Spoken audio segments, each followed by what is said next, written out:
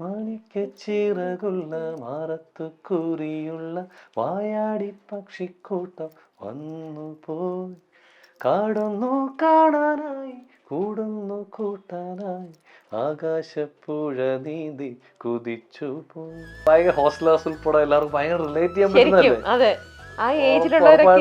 ഉറപ്പായിട്ടും എല്ലാവർക്കും പല ഹോസ്റ്റൽ ലൈഫും ഒക്കെ ഉള്ളതല്ലേ. പിന്നെ ആ പാട്ടിന്റെ ഒരു ഇന്നസെൻസ് ഉണ്ട് ഭയങ്കരമായ. ക്രിയേറ്റ് ചെയ്ത സമയത്ത് തന്നെ എനിക്ക് അയച്ചു തന്നെ ചേട്ടൻ കേട്ടിട്ട് പറയടോ. അപ്പം ഇന്നലകളെ തിരികെ വരുമോ കനവിനഴകേ പിറകെ വരുമോ ഒന്നു കാണാൻ കനവു തരുമോ. എന്നെ വിളിക്കുന്നത് ദീപക് സാർ പറഞ്ഞിട്ടാ. അപ്പൊ ഇങ്ങനെ സാറിന്റെ അടുത്ത് ചോദിച്ചു അപ്പൊ അങ്ങനെ ആരാണ് പാടിയ പുള്ളി. അപ്പൊ അങ്ങനെ വർക്കാവും എന്ന് പറഞ്ഞ് അങ്ങനെ സാറ് പറഞ്ഞിട്ട് വിളിച്ചതാ. ഞാൻ മുങ്ങാൻ നോക്കാം അപ്പൊ തന്നെ. നാളെ വരാം. അല്ല ശരിക്കും നാളെ വരും. പക്ഷെ അപ്പം വരും. പുള്ളി ഇന്നലെ ആ പാട്ട് വന്നപ്പോ തന്നെ പാടിയത് അടിച്ചെടുത്തത്. പുള്ളിക്ക് എന്നിൽ കോൺഫിഡൻസ് ഉണ്ട്. എനിക്ക് അല്പം കുറവാണ് റെക്കോർഡിങ്ങിലൊക്കെ. പാട്ട് എന്ന് പറഞ്ഞുകൊണ്ട് എല്ലാം പാടാൻ പറ്റിയെന്ന് വരില്ല. അതാണ് ഒരു പ്രൊഫഷണൽ അല്ല. ഞാൻ പ്രോപ്പർ ആയിട്ട് പറഞ്ഞ പക്ക ഒരു പ്ലേ ബാക്ക് സിംഗർ എന്ന് പറഞ്ഞാൽ ഒരു പക്ക പ്രൊഫഷണൽസ് ആയിരിക്കണം. നമ്മൾ ആ പാട്ട് ഇഷ്ടപ്പെടാതെ പാടി കഴിഞ്ഞാൽ നമ്മൾ അവരെ ചീറ്റ് ചെയ്യുന്ന പോലെയാണെന്നാണ് എന്റെ ഒരു കാഴ്ചപ്പാട്. It's not fair that. ആത്മാർത്ഥമായിട്ട് ചെയ്യാൻ പറ്റില്ലെങ്കിൽ അവരോടും ആ പൈസ മുടക്കുന്നവരോടും കാണിക്കുന്ന മോശമായിട്ടാണ് ഞാൻ ചിന്തിക്കുന്നത്. അപ്പോൾ തന്നെ ഞാൻ പറയുന്നത് അതെ, ഫാദർ ഭയങ്കര ഇൻട്രസ്റ്റ് ഉള്ള ആളാണ്. പക്ഷെ അവർക്ക് കൊച്ചിലെ പഠിക്കാനുള്ള ഒരു ഭാഗ്യമൊന്നും അവരുടെ കാലത്ത് ഉണ്ടായിട്ടില്ല. അപ്പം ആരാന്നേ ഒത്തുപിടിക്കുന്നത് ആരാന്നേ തീയാടാൻ തിറയാടാൻ മാണിക്കക്കാവിലുറഞ്ഞാടാൻ ഓനാന്ന് ഏത്തു പിടിക്കണതോനാന്ന്. ജോബും പൃഥ്വി നിങ്ങൾ ഒരുമിച്ച് പഠിച്ചവരാണ്, ഒരേ ബാച്ച്മേറ്റ്സ് ആണ്. ക്ലാസ്മേറ്റ്സ് ആണോ? അല്ല. ഹാർവിയോറ the exclusive collection of adenium plants. ഇനി നിങ്ങളുടെ വീടിന്റെ അകത്തളങ്ങളിൽ ഹാർവിയോറ അഡീനിയം പ്ലാന്റ്സ് പുഷ്പിച്ചു നിൽക്കും. വെബ്സൈറ്റ് വഴി ഓർഡർ ചെയ്ത് കഴിഞ്ഞാൽ ഇന്ത്യയിൽ എവിടെയും ഫ്രഷ് ആയി ഞങ്ങൾ അഡീനിയം പ്ലാന്റ്സ് നിങ്ങളുടെ വീട്ടിൽ എത്തിച്ചു തരും. കൂടുതൽ വിവരങ്ങൾക്കായി ഹാർവിയോറ വെബ്സൈറ്റ് സന്ദർശിക്കുക. നമസ്കാരം. മൈൽസ്റ്റോൺ മേക്കേഴ്സിന്റെ എല്ലാ പ്രേക്ഷകർക്കും സ്വാഗതം. ഹാർവിയോറ പ്രസന്റ് സല്ലാപത്തിൽ ഇന്ന് എന്നോടൊപ്പമുള്ളത് നമുക്ക് എല്ലാവർക്കും ഒരുപാട് ഇഷ്ടമുള്ള, നമ്മളെ ഒരുപാട് പാട്ടുകളിലൂടെ മാജിക് ഇങ്ങനെ സൃഷ്ടിച്ചുകൊണ്ടേയിരിക്കണം നമ്മുടെ ജോബ് കുര്യനാണ്. ഹായ് ജോബ്, സുഖമായിട്ടിരിക്കുന്നല്ലോ? സുഖമായിട്ടിരിക്കുന്നു. ഓക്കെ, കണ്ടതിൽ വളരെ സന്തോഷം. എനിക്കും അതെ. എത്രയോ വർഷങ്ങളായിട്ട് ജോബിന്റെ ഒരു വളർച്ച കാണുന്നതാണ്. അവസാനം ഇത് പക്ഷെ അന്നൊന്നും വിചാരിച്ചില്ല. അതെ, ഇന്നെ കുറച്ച് കഴിയുമ്പോ ഞാനിങ്ങനെ ജോബിന് ഇന്റർവ്യൂ ചെയ്യാൻ പോണു. എനിക്ക് ഒരുപാട് സന്തോഷമുണ്ട്. പക്ഷെ ഇന്ന് വർഷങ്ങൾക്ക് ശേഷം ഞാൻ കാണുമ്പോൾ അന്ന് കണ്ട ജോബിൽ നിന്നും അങ്ങ് കുത്തനെ അങ്ങ് ഭയങ്കര വലിയൊരു I M so happy and ഭയങ്കര അഭിമാനത്തോടെ കൂടെ തന്നെ പറയാം. Very proud. ജോബിന്റെ ലെവൽ ഇന്നിപ്പോ മാറി. അതും ശരിക്കും സെൽഫ് ഹാർഡ് വർക്കിലോട് തന്നെ ഭയങ്കര ഡെഡിക്കേറ്റഡ് ആയിട്ട്, അതുപോലെ ഇഷ്ടപ്പെട്ട പാഷനിൽ വളരെ എന്താ പറയാ സ്ട്രോങ് ആയിട്ട് സ്റ്റിക്ക് ഓൺ ചെയ്തത് കൊണ്ടാണ് ഇങ്ങനെ ആ ഒരു പൊസിഷൻ റീച്ച് ചെയ്തത്.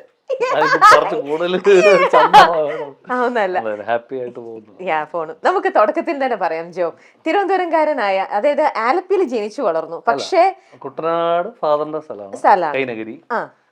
അമ്മ ചങ്ങനാശ്ശേരിയാണ്. ഞങ്ങള് പഠിച്ചു വളർന്നത് ട്രിവാൻഡ്രത്താണ്. ശരിക്കും അച്ഛനും അമ്മയൊക്കെ പാട്ടിൽ ഇത്രയും ഇൻട്രസ്റ്റ് ഉള്ള ആൾക്കാരാണോ?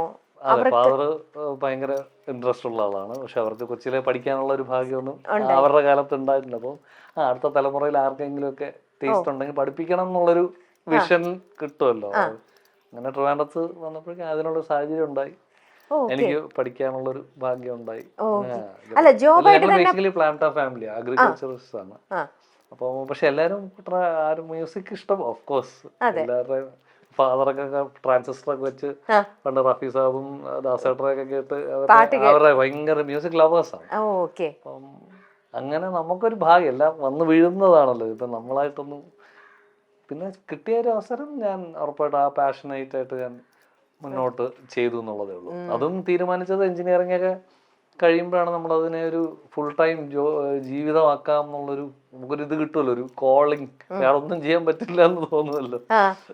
അപ്പൊ അങ്ങനെയാണ് ഞാനിത് മുന്നോട്ട് കൊണ്ടുപോയത്. ജോബിന്റെ ഉള്ളിൽ നിന്നും എനിക്ക് പാട്ട് പഠിക്കണം, അല്ലെ എനിക്ക് പാടണം എന്നുള്ള ഒരു വല്ലാത്തൊരു ആഗ്രഹം നമുക്ക് ഉള്ളിൽ നിന്ന് ചിലപ്പോൾ ഒരു ഫയർ വരും. അങ്ങനെ തോന്നിയിട്ടാണോ ഈ മ്യൂസിക്കിലേക്ക് വന്നത്? അതോ ഇങ്ങനെ മൊത്തത്തിൽ വീട്ടിലുള്ള ഒരു പാട്ടിന്റെ അന്തരീക്ഷം, ഒരു പാട്ടിനോടുള്ള ഇഷ്ടം? അല്ല, നമുക്കൊരു ക്രേവിങ് ഉണ്ടായിരുന്നോ? അത് എനിക്ക് തോന്നുന്നു ഒരു ഫുൾ ഓൺ മ്യൂസിക്കിലേക്ക് ഇറങ്ങുന്ന ഓരോരുത്തർക്കും അല്ലെങ്കിൽ ആർട്ടിലേക്ക് ഇറങ്ങുന്ന ഓരോരുത്തർക്കും ആ ക്രേവിംഗ് ആണ് ഫസ്റ്റ്. എക്സാക്ട്ലി. ഡ്രൈവ് എന്ന് പറയാം. നമ്മളൊരു ഡ്രൈവ് ഇല്ലാതെ ഒരു കാലത്തും ഒരാൾക്കും ഒരു ഇതിലേക്കും മുന്നോട്ട് പോകാൻ പറ്റില്ല എന്ന് എനിക്ക് തോന്നുന്നു. ആ ക്രേവിംഗ് ആണ് ഫസ്റ്റ്. പിന്നെ ഉറപ്പായിട്ട് അതിനെ പറ്റിയ സാഹചര്യങ്ങൾ ഒത്തു വരുമ്പോൾ അത് അല്പം കൂടെ നമുക്കൊരു ഇച്ചിരി കൂടെ ഈസി ആയിട്ട് വരും. കാരണം ഫാമിലി ബാക്ക് ഒരു സപ്പോർട്ടീവ് ആയിട്ട് ഉള്ളൊരു അത് ഭാഗ്യമാണ്. അത് കിട്ടി. ഫ്രണ്ട്സും എല്ലാവരും അപ്പൊ എടാ നീ ഇത് ചെയ്യ് എന്ന് പറയുമ്പോ നേരെ പിന്തിരിപ്പിക്കാത്ത ആൾക്കാർ കൂടെ ഉള്ളപ്പം, ഇൻക്ലൂഡിങ് മൈ വൈഫ്, അപ്പോൾ ഉള്ളപ്പോ അത് ഭയങ്കര ഒരു സപ്പോർട്ടാണ്. ഇപ്പം എൻ്റെ ആൻറ്റി, ഇവിടുത്തെ പുള്ളിക്കാരിയും ഒക്കെ നമുക്ക് അതുപോലത്തെ സപ്പോർട്ട് ചെയ്യുന്ന ഇഷ്ടപ്പെടുന്ന ഒരു ഫാമിലിയാണ് അല്ലേ? അതെ.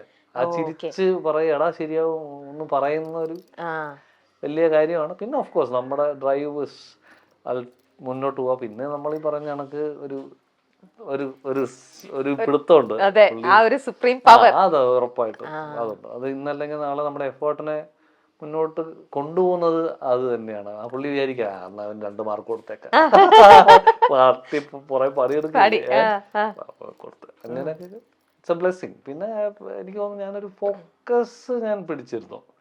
എനിക്ക് എന്താണ് ചെയ്യേണ്ടത് എന്നുള്ളത് ഞാൻ വ്യക്തമാണ്. ഇപ്പൊ അങ്ങനെ ഒരു വ്യക്തത തോന്നിയത് അതൊക്കെ ഇടയ്ക്ക് എപ്പോഴെങ്കിലും നമുക്ക് കൊച്ചിലെ മുതൽ ഇപ്പൊ MTV സെലക്ട് മുതൽ കണ്ടു വന്ന നമ്മൾ international music, independent music albums ചെയ്യണം, അല്ലെങ്കിൽ അങ്ങനത്തെ സ്വന്തമായിട്ട് കമ്പോസ് ചെയ്ത് പാടി പ്രേക്ഷകരിലേക്ക് എത്തണം എന്നൊരു ഭയങ്കര ആഗ്രഹം ഉണ്ട്. സിനിമ ഓഫ് കോഴ്സ് എല്ലാ പാട്ടുകാർക്കും അല്ലെങ്കിൽ എല്ലാവർക്കും സിനിമയിൽ വരുന്ന സന്തോഷം തന്നെയാണ്. നമ്മൾ ആ ഫാക്ട് അത്രയും ജനങ്ങളിലേക്ക് എത്തുന്നതാണ്. പ്ലസ് നമുക്ക് നമ്മൾ ഇഷ്ടപ്പെടുന്ന നടന്മാരും അല്ലെങ്കിൽ ആക്ട്രസിന്റെ കൂടെ അവരുടെ സിനിമയിലൊക്കെ ഒരു ഭാഗമാകുക എന്നൊക്കെ പറയുന്ന ഒരു വളരെ പ്രൗഡ് കാര്യമാണ്. പക്ഷെ അതിന് എൻ്റെ ആഗ്രഹം അതിന് ഈ സ്വന്തമായിട്ടുള്ളൊരു ശാഖയിൽ വരാനായിരുന്നു എനിക്ക് എൻ്റെ ഒരു പാഷൻ. പക്ഷെ സിനിമയിൽ പാടിയത് എല്ലാ പാട്ടുകളും നമുക്ക് അത്രയും എന്നോട് എന്താ പറയാ എന്നെ ഹെൽപ്പ് ചെയ്ത ഘടകവുമാണ്. ആൾക്കാർ ഒരുപാട് അപ്രീഷിയേറ്റ് ചെയ്ത ഒന്നാണ് ഭാവം. ഭാവത്തില് അതെ, ഞാൻ അതിനകത്ത് തന്നെ വന്നിരിക്കുന്ന കമന്റുകൾ കേട്ടിട്ടുണ്ട്. എല്ലാവരും രാവിലെ ഈ പാട്ട് കേട്ട് വേണം അവരുടെ ദിനം സ്റ്റാർട്ട് ചെയ്യാൻ. നമ്മളെ വേറൊരു വൈബിലേക്ക് കൊണ്ടുപോകുന്ന എല്ലാം വളരെ ഫീലുള്ള, ശരിക്കും ഇമോഷൻ ശരിക്കും ഉള്ള പാട്ടുകളാണ് ഇതെല്ലാം തന്നെ. എന്റെ പേഴ്സണാലിറ്റിയാണ് എന്റെ മ്യൂസിക്, അതവിടെ കാണും. അപ്പോൾ എല്ലാ പാട്ടും എല്ലാവരിലേക്കും എത്തണമെന്ന് നമ്മൾ നിർബന്ധം പിടിച്ചിട്ടും കാര്യമില്ല. നമുക്ക് പറയാനുള്ള ഒരു വിഷയം അല്ലെങ്കിൽ നമ്മൾ ഷെയർ ചെയ്യുന്നൊരു കാര്യം ഓരോരുത്തർ ഓരോ മൂഡിലാ എടുക്കുക. ഒരാളിപ്പോ ജീവിതത്തിൽ കൂടെ വേറൊരു ഫേസിൽ കൂടെ പോകുന്ന ഒരാൾക്ക് ഇപ്പം ഞാൻ ഇപ്പൊ പാലായനം എന്ന് പറഞ്ഞൊരു പാട്ട് ഇപ്പൊ ചെയ്തത്, അത് പുറത്ത് ജീവിക്കുന്നവർക്ക് കൂടുതൽ റിലേറ്റ് ചെയ്യാൻ സാധ്യത കൂടുതലാണ്. നാട്ടിൽ വരാൻ ആഗ്രഹമുള്ള എന്നാൽ നമ്മൾ US-ലും UK-ലും ഒക്കെ നമ്മൾ യാത്രയൊക്കെ പാടാം മ്യൂസിഷ്യനായിട്ട് പോകുമ്പോൾ പലരെ പരിചയപ്പെടുമല്ലോ. അപ്പൊ അവര് അനുഭവിക്കുന്ന ഒരു ട്രോമ, പണമുണ്ട്, എല്ലാ സാഹചര്യമുണ്ട്, പക്ഷെ they want to come back but they cannot. മക്കൾ അവിടെ വലുതായി, അപ്പൊ അവരുടെ മനസ്സ് മുഴുവൻ ഇവിടെയാണ്. അപ്പൊ അങ്ങനെ ഇൻസ്പയർഡ് ആയിട്ടാണ് ഞാൻ പാട്ട് ചെയ്യുന്നത്. അത് റിലേറ്റ് ചെയ്യുന്നത് കൂടുതൽ അങ്ങനെയുള്ള ആൾക്കാരിലായിരിക്കും. അപ്പൊ ഞാൻ വിചാരിക്കുന്നത് അതൊരു മാസീവ് എല്ലാരും സ്വീകരിക്കുന്ന ഒരു പാട്ടാവുമെന്ന് എനിക്കും ഉറപ്പായിട്ട് അല്ലാന്ന് എനിക്കറിയാം ചെയ്യുമ്പോ തന്നെ. ഇതാ അങ്ങനെ, അപ്പൊ അത് മതി, അതൊരു തൃപ്തനാണ്. അപ്പൊ എന്റെ ആ ഫീലിംഗ് അതാണ്, അങ്ങനെ ഞാൻ ചിന്തിക്കുന്നത്. അപ്പോഴത്തെ എന്റെ ഫീലിംഗ് അത് ഞാൻ എക്സ്പ്രസ് ചെയ്യാണ്. അപ്പൊ അവിടെ കുറെ പേര് അത് ഇഷ്ടപ്പെടുന്നു. ഓക്കെ, അത് അടുത്തൊരു പാട്ട് കഴിയുമ്പോൾ വേറെ കുറെ പേര് അത് തന്നെ സംഭവിക്കുന്നതാണ്. പല പല മനസ്സിലുള്ള ആൾക്കാർ ഒരുമിക്കുമ്പോൾ ഒരു കമ്മ്യൂണിറ്റി ആയിട്ട് നമ്മൾ മ്യൂസിക് ഇഷ്ടപ്പെടുന്ന കുറെ ആൾക്കാരായിട്ട് വരും. ഓരോന്നിനും ഓരോ പർപ്പസ്. ഈ പറയുന്ന പോലെ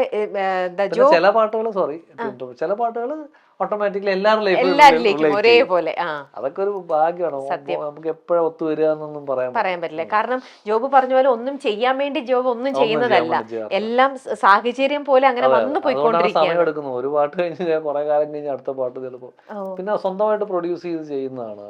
അതെല്ലാം ഇറ്റ്സ് ലൈക്ക് ഹ്യൂജ്, ഭയങ്കര ബുദ്ധിമുട്ടാണ്. നമ്മൾ അതിന്റെ ഫിനാൻഷ്യൽ സൈഡ് വിളിക്കുന്ന എല്ലാവർക്കും പ്രൊഫഷണലിയാണ് ഞാൻ ഡീൽ ചെയ്യാറുള്ളത്. അവരുടെ ജീവിതമാണ്, നമ്മുടെ ആഗ്രഹമാണെന്നും പറഞ്ഞ് അവരെ അതിലേക്ക് യൂട്ടിലൈസ് ചെയ്യാനൊന്നും ഞാൻ തയ്യാറല്ല. അപ്പോ അതുകൊണ്ട് നമ്മുടെ കയ്യിൽ പണം വേണം, പണം ഉണ്ടായേ പറ്റുള്ളൂ. അപ്പൊ സേവ് ചെയ്ത് ഷോസിൽ നിന്ന് കിട്ടുന്ന പൈസയൊക്കെ ഒരു സൈഡിൽ സേവ് ചെയ്ത് അങ്ങനെയൊക്കെ ബുദ്ധിമുട്ട് തന്നെയാണ് നമ്മൾ ഓരോ പാട്ടുകളും ചെയ്യുന്നത്. അപ്പോൾ പക്ഷെ അതിൻ്റെ ഒരു ഫ്രൂട്ടാണ് ഞാൻ അനുഭവിക്കുന്ന ഒരു റെസ്പെക്ട്, ഒരു ഇഷ്ടം, അല്ലെങ്കിൽ ലൈഫിന്റെ ഭാഗമാകുക എന്നുള്ളത്.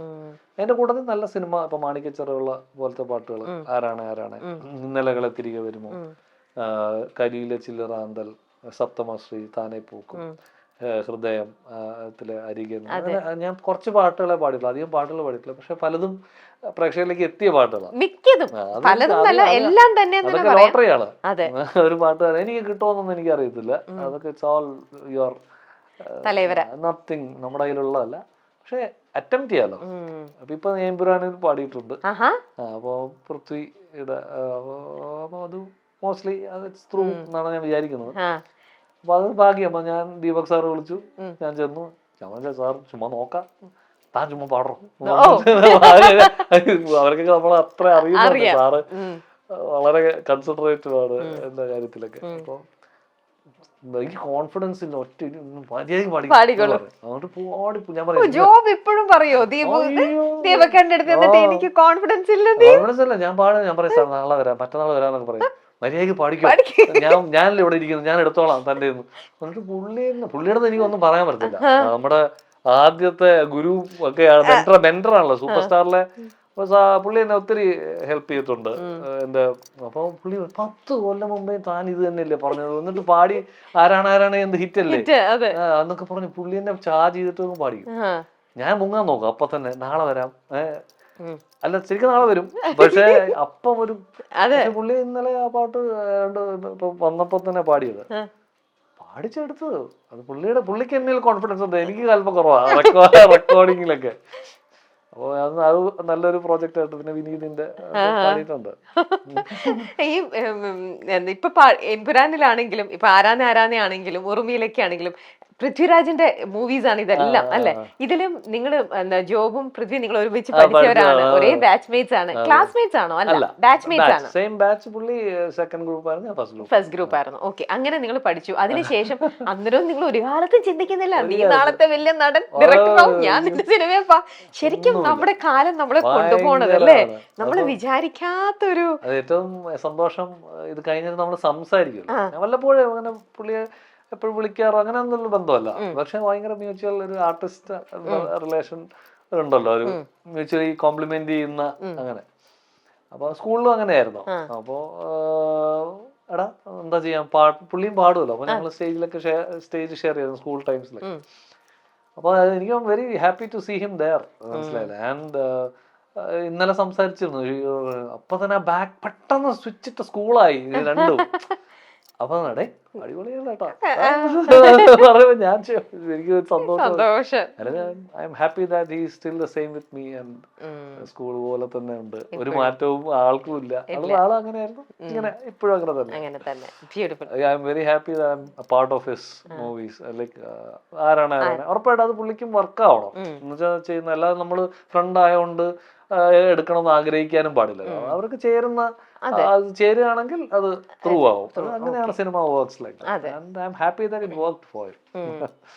പാടിയത് നന്നായിട്ട് പുള്ളി ഹാപ്പിയാണ്, വിളിച്ചൊക്കെ പറഞ്ഞു. ഇപ്പം ജോബ് ഇതിനു മുന്നേ മെൻഷൻ ചെയ്തൊരു കാര്യമുണ്ട്, എപ്പോഴും ഒരു സ്റ്റാർട്ടിങ് ട്രബിൾ ഉണ്ട്, ഞാൻ പിന്നെ വരാം എന്ന് പറഞ്ഞു പോകും. അങ്ങനെ പലപ്പോഴും ലൈഫിലുണ്ടായിട്ടുണ്ടെന്ന്. എന്തെങ്കിലും ഇങ്ങനെ ഒരു പോക്കില് അതോടെ അതൊരു വലിയ നഷ്ടമായി പോയിട്ടുണ്ടോ? അങ്ങനെ ഞാൻ പക്ഷെ അങ്ങനെ ചിന്തിക്കാറില്ല കേട്ടോ. നഷ്ടം അതെനിക്ക് വിധിച്ചിട്ടില്ല എന്ന് വിചാരിക്കും. അങ്ങനെ ഞാൻ ബേസിക്കലി എന്റെ പ്രയോറിറ്റി എപ്പോഴും എന്റെ പാട്ടുകൾ ചെയ്യാന്നുള്ളതാണ്. അതാണ് എന്റെ മനസ്സിൽ ഏറ്റവും ബിഗസ്റ്റ് പ്രയോറിറ്റി. മറ്റേത് വരുമ്പോ സിനിമയിൽ പാടാൻ വിളിക്കുമ്പോ അതിൽ ഭാഗമായി വരുമ്പോ ഭയങ്കര സന്തോഷമൊക്കെയാണ്. ഇല്ലെങ്കിൽ അത് വിധിച്ചിട്ടില്ല എന്ന് വിചാരിക്കും. എന്റെ തന്നെ മിസ്റ്റേക്ക് ആണെന്ന് ഞാൻ വിചാരിക്കുന്നത്, പല ഓപ്പർച്യൂണിറ്റീസും കളഞ്ഞിട്ടുള്ളത്. അപ്പൊ നമ്മള് എല്ലാം കാരണം അതും നല്ലത് തന്നെയാണല്ലോ. അപ്പൊ എല്ലാം നമ്മൾ കറക്റ്റ് ആയിട്ട് ബാലൻസ് ചെയ്താൽ അതും നല്ലത് ജോബിന് തന്നെയാണ്. അപ്പൊ നമ്മളിലെ ഇങ്ങനത്തെ ഒരു ക്യാരക്ടർ ഉണ്ടെങ്കിൽ അതിനെ ഞാൻ മാറ്റണം, ഞാൻ മാറ്റാൻ പറ്റണ്ടേ? അങ്ങനെ മാറിയിട്ടുണ്ട്. ഇപ്പൊ ഞാൻ പോയി അറ്റംപ്റ്റ് ചെയ്യാനൊക്കെ റെഡിയാണ്. പക്ഷെ എന്നെ കൺവിൻസ് ചെയ്യുന്ന മ്യൂസിക്കും കൂടെ ആയിരിക്കണം. അതിൽ ഞാൻ വളരെ പെർട്ടിക്കുലർ ആണ്. മിനിമം എനിക്ക് റിലേറ്റ് ചെയ്യാൻ പറ്റുന്ന എന്തെങ്കിലുമൊക്കെ ആ പാട്ടിലില്ലെങ്കിൽ എനിക്ക് പാടാനേ പറ്റില്ല. ചുമ്മാ ഒരു പ്രൊഫഷണലി പോയി അപ്രോച്ച് ചെയ്യാൻ എന്നെ കൊണ്ട് പറ്റില്ല. ഇപ്പൊ അതുകൊണ്ട് തന്നെയാണ് ഞാൻ പാടുന്ന പല മ്യൂസീഷ്യൻസിന് പാട്ടുകൾക്ക് എനിക്ക് ഇഷ്ടമുള്ള ഏരിയാസ് എന്തായാലും കാണും അതിൻ്റെ അകത്ത്. അല്ലാതെ എനിക്ക് ഫോഴ്സ്ഫുള്ളി പാടാൻ പറ്റില്ല. ആണോ?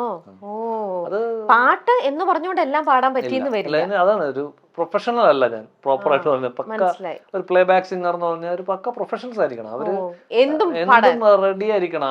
മ്യൂസിക് ഡയറക്ടർ ആവശ്യപ്പെടുന്ന എന്തും പാടാനുള്ള കപ്പാസിറ്റി വേണം. അതാണ് എന്നെ സംബന്ധിച്ചിടത്തോളം പ്ലേ ബാക്ക് മ്യൂസിഷ്യൻ. ഞാൻ അങ്ങനെ ഒരാളല്ല. പക്ഷെ ഞാനൊരു പ്ലേ ബാക്ക് സിംഗറായിട്ടും അറിയപ്പെടുന്ന ഭാഗ്യമായിട്ടാണ് ഞാൻ കാണുന്നത്. കാരണം എനിക്ക് പറ്റുന്ന ഏരിയാസിൽ എന്നെ അറിഞ്ഞു വിളിച്ച മ്യൂസിക് ഡയറക്ടേഴ്സിനാണ് ആ ക്രെഡിറ്റ് ഞാൻ കൊടുക്കുന്നത്. എന്ന് വെച്ചാൽ അവര് ജോബിന് ഈ ഏരിയ ഇത് നല്ലോണം പറ്റുന്ന ഏരിയ ആണ്, ഈ പാട്ട് പുള്ളിക്ക് പെർഫെക്റ്റ് ആയിട്ട് ഇരിക്കും എന്ന് വിശ്വസിക്കുന്ന ഒരാളാണ് എന്നെ സംബന്ധിച്ചിടത്തോളം ആ ക്രെഡിറ്റ് മുഴുവൻ അർപ്പിക്കുന്നത്. അല്ലെ, നമ്മളിപ്പോ ചെന്ന് പറ്റാത്തൊരു ഏരിയ കിടന്ന് തലകുത്തി മറിഞ്ഞിട്ടൊന്നും ഒരു കാര്യമില്ല. ചിലപ്പോൾ അത് നമുക്ക് തന്നെ മനസ്സിലാവും. ഒരു വരി പാടുമ്പോൾ തന്നെ മനസ്സിലാവും, ചേട്ടാ ഇത് അല്ലെങ്കിൽ ബ്രദർ ഇറ്റ്സ് നോട്ട് വർക്കിംഗ്, നിങ്ങളുടെ സമയം പോവും എന്റെ സമയം പോവും എന്ന് ഞാൻ പറഞ്ഞു പോകുന്ന എത്രയോ പാട്ടുകളുണ്ടെന്ന് അറിയാം. കാരണം അത് ശരിയല്ലല്ലോ. നമ്മൾ ആ പാട്ട് ഇഷ്ടപ്പെടാതെ പാടിക്കഴിഞ്ഞാൽ നമ്മൾ അവരെ ചീറ്റ് ചെയ്യുന്ന പോലെയാണെന്നാണ് എൻ്റെ ഒരു കാഴ്ചപ്പാട്. ഇറ്റ്സ് നോട്ട് ഫെയർ ദാറ്റ് ആത്മാർത്ഥമായിട്ട് ചെയ്യാൻ പറ്റില്ലെങ്കിൽ അവരോടും ആ പൈസ മുടക്കുന്നവരോടും കാണിക്കുന്ന മോശമായിട്ടാണ് ഞാൻ ചിന്തിക്കുന്നത്. അപ്പോൾ തന്നെ ഞാൻ പറയും ഇത്. പക്ഷെ ആ ചിന്തയൊക്കെ മാറണം എന്ന് പലരും എൻ്റെ അടുത്ത് പറയാം. അങ്ങനെ അല്ലടാ, നീ ട്രൈ ചെയ്യ്, അവർക്ക് വേണമെങ്കിൽ ചെയ്യട്ടെ, എടുക്കട്ടെ. പക്ഷെ ഞാൻ അങ്ങനെ എനിക്ക് ചിന്തിക്കാൻ പറ്റില്ല. ഞാൻ ഭയങ്കരമായിട്ട് അതിന് ക്രിട്ടിക്കായിട്ട് അങ്ങനെ അത് ഒരു പരിധിയിൽ എനിക്ക് ഉൾക്കൊള്ളാൻ പറ്റിയില്ലെങ്കിൽ പിന്നെ അത് ഫേക്ക് അല്ലേ, മൊത്തം പറ്റിപ്പ് ആയി പോകത്തില്ലേ നമ്മള്. അപ്പൊ പേയ്മെന്റ് പോരും എന്നൊക്കെ പറഞ്ഞു, അതല്ലല്ലോ. ആർട്ട് ചെയ്യാൻ പറ്റുന്ന മാത്രമേ. പിന്നെ ഓഫ് കോഴ്സ് ചില കാര്യങ്ങളിൽ നമ്മൾ ചിലപ്പോ കോംപ്രമൈസ് ഒക്കെ ചെയ്തിട്ടുണ്ടില്ലെന്നല്ല, അതായത് ബന്ധങ്ങൾ. എന്നാലും എന്റെ മെജോറിറ്റി ഞാൻ ഇങ്ങനെ തന്നെയാ ചെയ്തിരിക്കുന്നത്. അതുകൊണ്ടാണ് ചിലപ്പം മേ ബി സോങ്സിന്റെ അളവ് കുറവ്. ഒന്ന് എല്ലാം ഒത്തുവരണം, എന്തെയാ, ഒന്ന് പടത്തിൽ ചേരണം, ഓക്കെ, നമുക്കത് പാടാൻ പറ്റണം, എബിലിറ്റി. രണ്ട്, നമുക്ക് ഇഷ്ടപ്പെടണം, അത് ആ സിറ്റുവേഷനുമായിട്ട് ചേരണം, അവർക്ക് എല്ലാവർക്കും ഇഷ്ടപ്പെടണം. പ്രൊഡ്യൂസർ, ഡയറക്ടർ, മ്യൂസിക് ഡയറക്ടർ, ഇതെല്ലാം കൂടെ ഒത്തുവരുന്നത് ഒരു പാട് തന്നെയാണ്. അതൊരു പക്ക പ്രൊഫഷണൽ അപ്രോച്ച് ഉള്ളവർക്ക് ഇച്ചും കൂടെ പറ്റും. എനിക്ക് അല്പം ബുദ്ധിമുട്ടാണ്, അതുകൊണ്ട് എണ്ണം കുറവാണ്. പക്ഷെ വന്ന പാട്ടുകൾ കൊടുത്ത് പാടിയാണ്. ഇന്നലകളെ തിരികെ വരുമോ 4 വരിയാണ് ആ പാട്ട് ഉള്ളത്. പക്ഷെ ആ പാട്ട് 4 വരി ഞാൻ ആത്മാർത്ഥമായിട്ട് ഇഷ്ടപ്പെട്ട് പാടിയത് തന്നെ. അപ്പൊ അതുകൊണ്ടാണ് അതിന്റെ റീച്ചും. സാറ് പുള്ളിക്കറിയാം കൃത്യമായിട്ട് ആ 4 വരി എനിക്ക് ചേരുന്നു. അവിടെയാണ് എന്റെ. പിന്നെ മാണിക്യച്ചെറുവിള ഞാൻ എനിക്ക് തോന്നുന്നു 3.5 മണിക്കൂർ റെക്കോർഡിംഗ് ഉണ്ടായിട്ടുള്ളൂ. ഞാൻ ചേട്ടാ ഇത് ഇങ്ങനെ മെച്ചപ്പെടുത്തണ്ടേ ചേട്ടാ, താൻ പോയിക്കോ, എനിക്ക് ആവശ്യമുള്ള കിട്ടി, താൻ വിട്ടോ. നമുക്ക് OCD ആണ്, അത് ശരിയായില്ല, അപ്പൊ പുള്ളി കണ്ടത് അതിന്റെ ടെക്നിക്കൽ വശമല്ല. പുള്ളി കണ്ടത് ആ ഫസ്റ്റ് നമ്മൾ പാടുമ്പോൾ കൊടുക്കുന്ന ഫീലിംഗ് ഉണ്ടല്ലോ, അത് ആ മ്യൂസിക് ഡയറക്ടർ വിളിച്ചത്. അപ്പൊ നമ്മള് ടെക്നിക്കാലിറ്റിയും പറഞ്ഞുകൊണ്ട് പിന്നെ ശരിയാക്കാം. അത് പുള്ളിക്ക് ആവശ്യമുള്ള പുള്ളിക്ക് കിട്ടി. 3.5 മണിക്കൂറിൽ ബിജേട്ടൻ പറഞ്ഞു, ജോബേ എനിക്ക് മതി, വിട്ടോ, ബാക്കിയൊക്കെ താൻ പിന്നെ പാടുന്ന എല്ലാം ആർട്ടിഫിഷ്യൽ ആയിട്ടാ തോന്നുന്നത്. ഓഫ്കോഴ്സ് അങ്ങനെയാണ്, ശരിയാക്കാൻ വേണ്ടി പാടത്തില്ല നമ്മള്. മറ്റേന്ന് വെച്ചാൽ അത് ശരിക്കും മാമരം കണ്ടേ അത് നമ്മളാ ഫീലിംഗ് പാടുമ്പോ അത് വേറെ സാധനമായിട്ട് വരും, അതില് തെറ്റുകളുണ്ടാവാം. അപ്പൊ എന്തായാലും അതൊക്കെ ഉള്ളിന്റെ ഉള്ളിൽ നിന്ന് നമ്മൾ കൊടുക്കും. എല്ലാ കലാകാരന്മാരും അങ്ങനെയൊക്കെ തന്നെയാണ്. ഇപ്പൊ ഈ മാണിക്യ പാട്ട് പറഞ്ഞില്ലേ, അത് ശരിക്കും ജോബിന്റെ തന്നെ കോളേജ് ലൈഫിലേതോ അതുമായിട്ട് റിലേറ്റ് ചെയ്തോ, അങ്ങനെ നമ്മുടെ തന്നെ ലൈഫിൽ ചില ഇൻസിഡൻസ് ഉണ്ടാവും. നമ്മൾ ചില പാട്ടുകൾ പാടുമ്പോൾ അതിന്റെ വരികൾ കേൾക്കുമ്പോൾ അങ്ങനെയുള്ള ഓർമ്മകളും കൂടെ കണക്ട് ചെയ്തിട്ടൊക്കെയാണോ ചില പാട്ട് പാടുന്നതൊക്കെ? അങ്ങനെ തോന്നിയിട്ടില്ല. പക്ഷെ അതിന്റെ സിറ്റുവേഷൻ ഒക്കെ പറയുമ്പോഴേ നമുക്ക് എല്ലാവർക്കും റിലേറ്റ്. ഇപ്പൊ ഇടുക്കി ഗോൾഡിലാ സംഭവം വിഷ്വലും ഒക്കെ ഭയങ്കര ഹോസ്റ്റലേഴ്സ് ഉൾപ്പെടെ എല്ലാവർക്കും ഭയങ്കര റിലേറ്റ് ചെയ്യാൻ പറ്റുന്നതല്ലേ. ഉറപ്പായിട്ടും എല്ലാവർക്കും പല ഹോസ്റ്റൽ ലൈഫും ഒക്കെ ഉള്ളതല്ലേ. പിന്നെ ആ പാട്ടിന്റെ ഒരു ഇന്നസെൻസ് ഉണ്ട് ഭയങ്കരമായ. ക്രിയേറ്റ് ചെയ്യുന്ന സമയത്ത് തന്നെ എനിക്ക് അയച്ചു തന്നാണ് ചേട്ടൻ, കേട്ടിട്ട് പറയടോ. അപ്പം നമ്മുടെ സ്വഭാവം അറിയുന്നുണ്ട്, ചേട്ടൻ നേരത്തെ പ്രിപ്പയർ ചെയ്ത് തരാൻ വേണ്ടിയേ. അപ്പൊ ഞാൻ ശുക്രം പാട്ട് ഇത് എനിക്ക് പറ്റുമോ എന്നൊക്കെ പറഞ്ഞു. അപ്പം അങ്ങനെ അപ്പോഴും ഞാൻ പോവാൻ മടിച്ചു നിൽക്കുക. ഇങ്ങനെ ചേട്ടാ വിളിച്ചു, ചേട്ടാ ഇത് നല്ല രസമുണ്ട് പാട്ട്, പിന്നെ വന്നാ പോരെ, നമ്മൾ നല്ലത് ഇപ്പൊ ഞാൻ പാടിയ ശരിയാവോ. അപ്പൊ പെട്ടെന്ന് വണ്ടി എടുത്ത് പോരെ. അവരൊക്കെ അതാണ് മനസ്സിലാക്കുന്നോണ്ടാണ്. അതൊന്ന് മൂളി വിടാമോ? മാണിക്യച്ചിറകുള്ള മാറത്തു കുറിയുള്ള വായാടി പക്ഷിക്കൂട്ടം വന്നു പോയി, കാടുന്നു കാണാനായി കൂടുന്നു കൂട്ടാനായി ആകാശപ്പുഴ നീന്തി കുതിച്ചു പോ. അങ്ങനെ ഓടിച്ചിട്ട് കയ്യോടെ പിടിച്ചിരുത്തിയ പാടിയതാണ്. പലതും അങ്ങനെ ഉണ്ട്. വിനീത് അങ്ങനെയാണ് പാടിയത്. ആണോ? വിനീത് ഈയിടെ ഞാൻ ഹൃദയത്തിൽ പാടിയിട്ടുണ്ട്. അതിനു മുമ്പേ പിന്നെ അടുത്ത പടത്തിൽ പാടിയിട്ടുണ്ട്. ഹൃദയത്തിൽ മാത്രല്ലേ വിനീതിന്റെ കൂടെ പാടിയിട്ടുള്ളൂ? തിര. ഓ, തിരയില് പാടിയിട്ടുണ്ടല്ലേ? ഓ ശരിയാ. അപ്പൊ പുള്ളിക്ക് അറിയാം, പുള്ളി പാട്ടുകാരനാണല്ലോ. പുള്ളിക്ക് വ്യക്തമായിട്ട് അറിയാം ഒരാള് കോൺഷ്യസ് ആകുന്നത് എപ്പോഴാണ്. ഞാൻ പുള്ളിയെ വരെ പുറത്തിരുത്തിയിട്ടുണ്ട് സ്റ്റുഡിയോ. പുള്ളി താൻ ധൈര്യമായിട്ട് പാടിക്കാൻ ഞാൻ പോവാണ്. പുള്ളി അതൊക്കെ ബ്രോഡ് ആറ്റിറ്റ്യൂഡാണ്. അങ്ങനെയൊക്കെ ആണെങ്കിൽ നമുക്ക് ഇപ്പൊ ഞാൻ സ്റ്റുഡിയോ ഇങ്ങനെ കിടന്ന് കറങ്ങുന്ന കാണുമ്പോഴേ പുള്ളി പറഞ്ഞു താൻ പാടിക്കോ, ഞാൻ വിടുകയാണ്. അത് ഹിഷാമും താനും കൂടെ ഇരുന്ന വോയിസ്. അപ്പൊ പുള്ളി സിംഗറാണ്. അപ്പൊ നമുക്ക് കോൺഷ്യസ് ആകുന്നതൊക്കെ അവർക്ക് അറിയാം. അപ്പൊ അമ്മ താൻ ഞാൻ പോയി പുറത്തു പോയിരുന്ന പാവം. അപ്പൊ ഓരോരുത്തരോരോ സ്വഭാവം. അതെ, ശരിക്കും. അപ്പൊ നമ്മൾ അവരെ ആരെ ദ്രോഹിക്കാൻ പോവല്ലോ. നമ്മളുടെ ഇൻഹിബിഷൻ ആണ്. അതിനെ മനസ്സിലാക്കി അവർക്കറിയാം ജോബ് വിചാരിച്ച നടക്കും. അവർക്കൊരു കോൺഫിഡൻസ് ഉണ്ട്. അപ്പൊ അവര് മാക്സിമം അതിനു വേണ്ടി ചെയ്യാം. അല്ല, നമുക്ക് അങ്ങനെ ഒരു സ്പേസ് കിട്ടുന്നുണ്ട്, അങ്ങനത്തെ ഒരു ഫ്രീഡം കിട്ടുന്നത് ശരിക്കും ഭാഗ്യം. അതുകൊണ്ട് തന്നെ ആയിരിക്കും ജോബിന് ഇതേപോലെ ഇത്രയും ആത്മാർത്ഥമായിട്ട് അതിലേക്ക് അതിന്റെ ഒരു ഔട്ട് കൊടുക്കാൻ പറ്റുന്നത്. മാത്രമേ ഞാൻ ചെയ്യാൻ പറ്റാറുള്ളൂ. വളരെ പൊളൈറ്റ് ആയിട്ടും പറയൂ. I don't like to hurt anybody. ഞാൻ വളരെ അങ്ങനെ പറയാറുണ്ട്. ഈ ഇന്നലകളെ എന്നുള്ള പാട്ടുണ്ടല്ലോ, അതിന്റെ കൂടെ അതിന്റെ പിന്നിലത്തെ ആ ഒരു കഥയും കൂടെ ഒന്ന് പറയൂ. ഇന്നലകളെ തിരികെ വരുമ്പോ ആക്ച്വലി ഞാൻ ദീപക് സാറിനെ കാണാൻ വെറുതെ വിസിറ്റ് പോയതാണോ? അത് വേറൊരു പാട്ട് ആ സമയത്ത് പാടി കാർത്തിക്കിന്റെ ഒരു പാട്ട്, ഷീമാട്ടിയുടെ ആഡ് ഇല്ലേ, മറ്റേ കാടിനുടയോൻ പൂഞ്ചേല, അത് ഞാനാ പാടിയത്. ഞാനും കാർത്തിക് കൂടെ. അതായത് അങ്ങനെ വരുന്നു വരുന്നു മഹാറാണി വരുന്നു, ആ സാധനം ഞാൻ പാടുക. രാജീവ് മേനോൻ സാറിന്റെ ആടാണ്. അപ്പം കാർത്തിക് എന്നെ വിളിക്കുന്നത് ദീപക് സാർ പറഞ്ഞിട്ടാ. അപ്പൊ ഇങ്ങനെ സാറിന്റെ അടുത്ത് ചോദിച്ചു, അപ്പൊ അങ്ങനെ ആരാണ് പാടിയ പുള്ളി. അപ്പൊ അങ്ങനെ വർക്കാവും എന്ന് പറഞ്ഞ് അങ്ങനെ സാറ് പറഞ്ഞിട്ട് വിളിച്ചതാ. അപ്പൊ അത് പാടി. ഓക്കെ, രാജീവ് മേനോൻ സാർ എന്റെ ജ്യൂസ് എടുത്തിട്ട് നിൽക്കുകയാണ്. താൻ അലറി പാടറോ എന്നൊക്കെ പറഞ്ഞിട്ട് ചൂടെ മറ്റേ വൈൽഡ് വരട്ടെ. അപ്പൊ ഞാൻ സാർ ഇത്ര തൊണ്ട പോകുന്നു.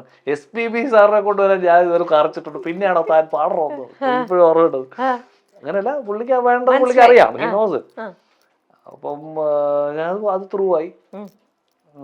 അത് കഴിഞ്ഞ് അപ്പൊ ചുമ്മാ എന്റെ ഒരു ഇഷ്ടത്തിന് സാറിന്, ദീപക് സാറിനെ ഒന്ന് കർട്ടിയസ് ആയിട്ട് ഞാൻ പാടാൻ ജസ്റ്റ് ഒന്ന് കണ്ടിട്ട് പോകാൻ, തൊട്ടടുത്ത സ്റ്റുഡിയോ പുള്ളിയുടെ. അപ്പൊ അങ്ങനെ പുള്ളിയെ കൊണ്ട് താങ്ക് ചെയ്യാൻ പോയതാ. ഇത് വിളിച്ച് സാർ എന്തായാലും നന്നായിട്ട് വന്നു എന്നൊക്കെ പറയാൻ വേണ്ടി ചെന്നപ്പോഴേക്കും പുള്ളി ഇത് തീ പിടിച്ചിരിപ്പുണ്ട് ഹണിബീൽ.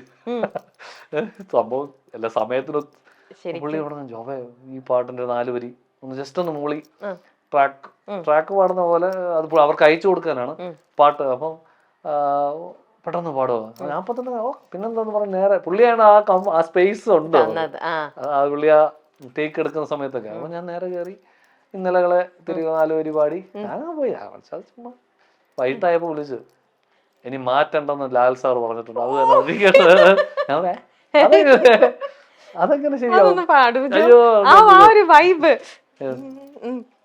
അയ്യോ, ഞാൻ ചമ്മലാണോ ഇന്നലകളെ തിരികെ വരുമോ കനവിനഴകേ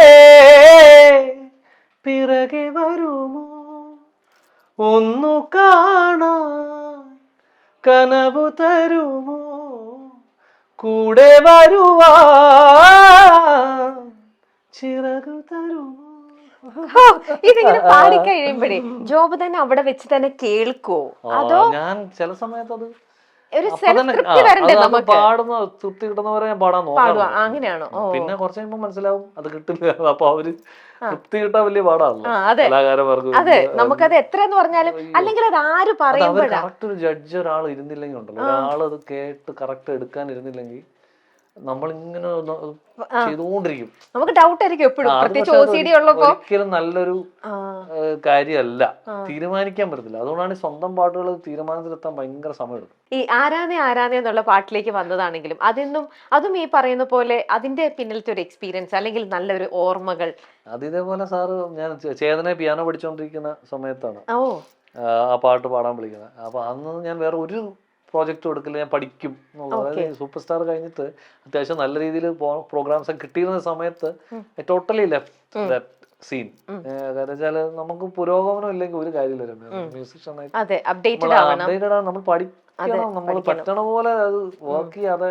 ഇപ്പൊ ഞാൻ എല്ലാം വിട്ടിട്ട് പിയാനോ പഠിക്കാനായിട്ട് 3 കൊല്ലം ടോട്ടലി ഒരു ഗ്യാപ്പ് അങ്ങ് എടുത്തു. 3 years വേറെ ഒന്നും ചെയ്തിട്ടില്ല.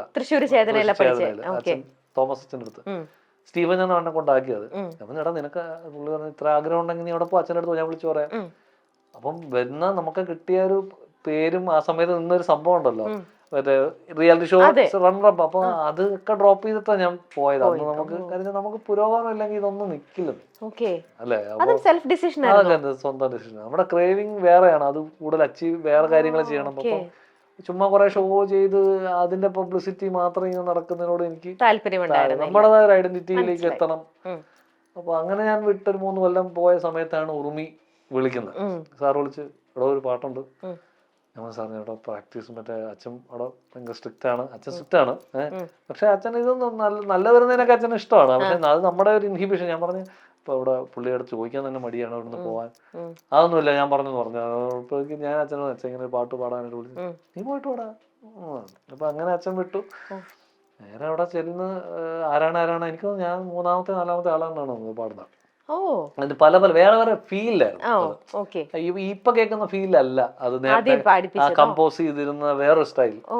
അപ്പോ പ്രോബബ്ലി ഞാനിങ്ങനെ പാടുന്ന കേട്ടപ്പോ സാറും പുതിയൊരു ഐഡിയ വരികയും അതിന്റെ ഫുൾ അറേഞ്ച്മെന്റ് ഒക്കെ മാറ്റി പുള്ളി എനിക്ക് വേണ്ടി ശരിക്കും സെറ്റ് ചെയ്ത പോലെ ദീപക് സാറ്. അത് പാട്ടിന്റെ ഒരു ഫീലേ വേറെ ആയിരുന്നു. അപ്പൊ എനിക്ക് പിന്നെ അത് കഴിഞ്ഞാൽ എനിക്ക് തോന്നുന്നു അത് ആ ഒരു പണ്ട് എനിക്ക് വെച്ചാൽ ഹ്യൂമറസ് ആയിട്ടുള്ള ഒരു എന്തോ സിറ്റുവേഷണൽ പാട്ടായിരുന്നു തുടക്കം. അങ്ങനെ ഞാൻ കേട്ടിട്ടുണ്ട്. പിന്നീട് അത് ഒരു ഇച്ചിരി ഒരു ബിഗ്നെസ്സിലേക്കല്ല ഇപ്പൊ കേൾക്കുന്നത്, ഗ്രൂവി. അത് സാറിന് പെട്ടെന്ന് തോന്നി, സാറിന്റെ ഐഡിയ ആണ്. ക്രിയേറ്റീവ് ആയിട്ട് പുള്ളി ചിന്തിച്ചപ്പോൾ ഇങ്ങനെ ഉപയോഗിച്ചാല് നന്നായിട്ട്. അപ്പൊ അത് എനിക്കൊന്ന് പൃഥ്വിക്കും സന്തോഷ് സാറുണ്ടായിരുന്നു. പുള്ളിക്ക് എല്ലാവർക്കും അത് ഓക്കെ ആയിട്ട് വരികയും എന്താ അത് വരികയും ചെയ്തു. ഏങ്ങണ്ടിയൂർ ചന്ദ്രശേഖരൻ ചേട്ടൻ എഴുതിയും. അപ്പോ അതൊക്കെ അതാണ് പറഞ്ഞത്. ആ പാട്ട് ഞാൻ പാടി പോന്നു. എനിക്കറിയില്ല അത് വരുമോ ഇല്ലയോ എന്നൊന്നും എനിക്കറിയില്ലല്ലോ. പിന്നെ സാറ് വിളിച്ചു പറഞ്ഞിടോ ത്രൂ ആയിട്ടുണ്ട് കേട്ടോ. അപ്പോഴും ഞാൻ അതെങ്ങനെ ശരിയാവും, അതെങ്ങനെ ഒരു കഥയാകും എന്ന് പറഞ്ഞിട്ട്. പക്ഷെ ആ സമയത്തൊക്കെ എനിക്ക് ഇവൻ പൃഥ്വി വാസ് ലൈക്ക്, ഞാൻ കേട്ടിട്ടുണ്ട്. ആരാ പാടിയെന്ന് ചോദിച്ചപ്പോ എന്റെ ഫ്രണ്ടാണ്. ജോൺ കുര്യനാണോ ചോദിച്ചത്. പുതിയ അന്ന് റിയാലിറ്റി ഷോ കഴിഞ്ഞ് നിൽക്കണ സമയത്ത്. ശരി, അത്രയും പഴക്കമുണ്ടല്ലേ. 2008 അല്ല 2009 പഠിക്കുന്ന സമയത്താണ് ഓർമ്മ. അത് ഭയങ്കര എനിക്ക് എന്നെ സംബന്ധിച്ച് എന്റെ ഏറ്റവും വലിയ ഐഡന്റിറ്റി ആയിട്ട് മാറി. ശബ്ദം എല്ലാരിലേക്ക് എത്തുന്ന ഒരു പാട്ടുമാണ്. അതൊരു വളരെ കൊമേഴ്ഷ്യലി ആരാന്നേ ഒത്തുപിടിക്കുന്നത് ആരാന്നേ, തീയാടാൻ തിറയാടാൻ മാണിക്കക്കാവിലുറഞ്ഞാടാൻ, ഓനാന്ന് ഏത്തു പിടിക്കണതോനാന്ന്, നിരാന്നേ കൂട്ടിന് വന്നതവനാന്നേ. നമ്മള് നിനച്ചിരിക്കാതെ ഇത്രയും നമ്മളിങ്ങനെ പാടി കഴിഞ്ഞു കഴിഞ്ഞപ്പോഴും ഈ പാട്ട് പബ്ലിക്കിലേക്ക് എത്തി. പിന്നെ അന്നത്തെ ഒരു തരംഗമായിരുന്നു ഈ പാട്ട്. ശരിക്കും സ്റ്റേജിലും പെർഫോമൻസിനും ഒക്കെ അതെ ചെയ്യാറുണ്ട്. അന്നേരം ഇത് പലപ്പോഴും ചിലപ്പോ കണ്ടിട്ടും ഉണ്ടാവാം ഈ പാട്ട് വെച്ച് മറ്റുള്ളവർ പെർഫോം ചെയ്യുന്നത് അല്ലേ. ആ ഒരു അന്നേരം ലൈവ് കാണുമ്പോഴും അല്ലെങ്കിൽ അത് അറിയുമ്പോഴേക്കുള്ള ഒരു ഫീൽ എന്താ ജോ? ഭയങ്കരമാണ്. അത് ഫസ്റ്റ് ഓഫ് ഓൾ പ്രഭുദേവ അതില് കാലുവെച്ചു എന്ന് പറയുന്നത് തന്നെ ഒരു ഭയങ്കര എനിക്കത് അറിയില്ലായിരുന്നു. പുള്ളിയാണ് അതില് ചെയ്യുന്നത്. ലാസ്റ്റ് കണ്ടപ്പോ ഭയങ്കര നമ്മുടെ ശബ്ദത്തില് തബുവും പ്രഭുദേവയൊക്കെ ഡാൻസ് ചെയ്യണു. ആ പാട്ട് ലൈവും ഇപ്പം നമ്മൾ പലയിടത്തും ദീപക് സാറിന്റെ ഷോയ്ക്ക് തന്നെ ചെയ്തിട്ടുണ്ട്. പ്ലസ് ബെന്നിയും ഞാനും കൂടെ, ബെന്നിയ തമിഴ് പാടിയ ബെന്നിയുടെ തമിഴും മലയാളം മിക്സ് ചെയ്തൊക്കെ പാടിയിട്ടുണ്ട് ഒരു ഷോയ്ക്ക്. ഭയങ്കര രസമാണ്. നന്നാട് നന്നാട് ഇപ്പൊ അങ്ങനെയാണെന്ന് തോന്നുന്നു എന്റെ തമിഴ്. അപ്പൊ ഞാൻ ആരാണ് അങ്ങനെയൊക്കെ ചെയ്തിട്ടുണ്ട്. അങ്ങനെ ഏതോ ലൈവിനാണ്. അതൊരു ഭയങ്കര രസം. അത് total credits goes to the composer, writer and vision. ആ സിനിമയുടെ ഒരു വിഷനും ശരിക്കും നമ്മൾ ജസ്റ്റ് എ ടൂൾ എന്നാണ് ഞാൻ എപ്പോഴും വിചാരിക്കുന്നത്.